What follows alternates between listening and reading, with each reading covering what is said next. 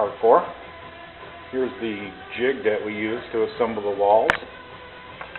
In case you can't believe that we actually assemble it. The logs are over here, and they're in the pre-cut stage. They still have to go through the router, and then they have to be cut down.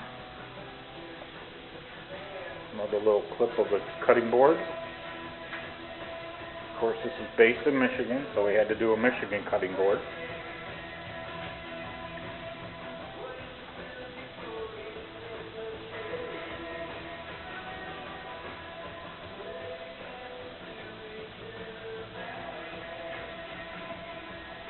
Go Wings!